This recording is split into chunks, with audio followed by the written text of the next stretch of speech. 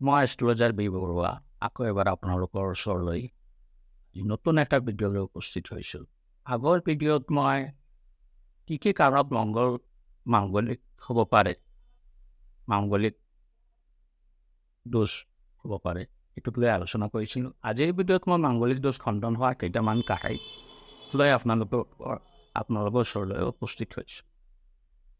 মাংগলিক দোষ খণ্ডন হোৱাৰ কেইটামান কাৰণ আছে, যেনে যিকোনো যোগকাৰক গ্ৰহৰ ক্ষেত্ৰত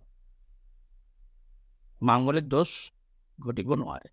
এতিয়া যোগকাৰক গ্ৰহটো হৈছে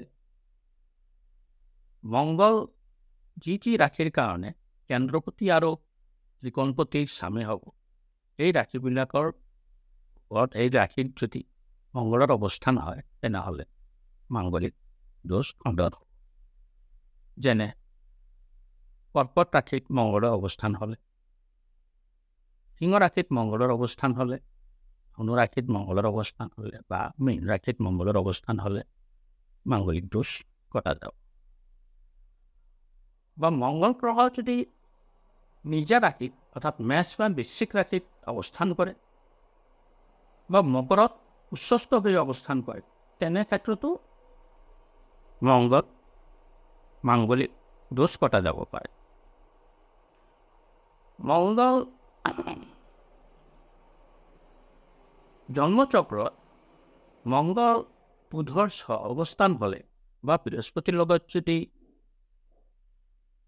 মংগল একেটা ৰাশি একেলগে বহি থাকে তেনেহ'লেও বা মংগলৰ ওপৰত যদি বৃহস্পতি আৰু বুধৰ দৃষ্টি মংগলত পৰে তেনেহ'লেও মাংগলিক দোষ কটা যাব পাৰে।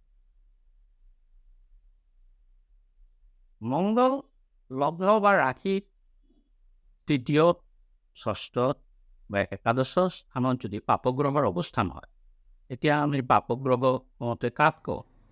যিবিলাক গ্ৰহ সৎগ্ৰহ, মানে মংগল, শনি, ৰবি, এইবিলাক গ্ৰহক আমি পাপগ্ৰহ বুলি কওঁ।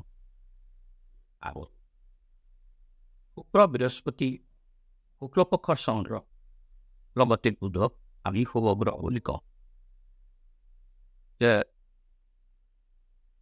তেনেহ'লে তৃতীয়, ষষ্ঠত আৰু একাদশত যদি পাপগ্ৰহৰ অৱস্থান হয় আৰু কেন্দ্ৰ বা ত্ৰিকোণত যদি শুভ গ্ৰহৰ অৱস্থান হয় তেনেহ'লে মাংগলিক দোষ কটা যাব পাৰে।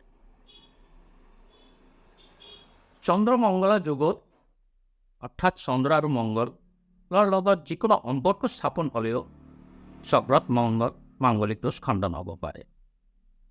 লগ্নত যদি বৃহস্পতিৰ অৱস্থান হয় বা শুক্ৰৰ অৱস্থান হয় আৰু বলৱান ভোগৰ অৱস্থান হয় তেনেহ'লে মাংগলিক দোষ খণ্ডন হ'ব পাৰে।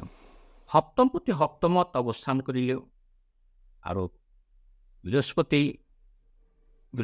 আৰু লগ্নত যদি বৃহস্পতি আৰু শুক্ৰ বলৱান হৈ অৱস্থান কৰে, কেন্দ্ৰ বা ত্ৰিকোণত যদি স্থানত যদি শুভ গ্ৰহ হ'লেও তেনেহ'লে এই দোষ খণ্ডন হ'ব।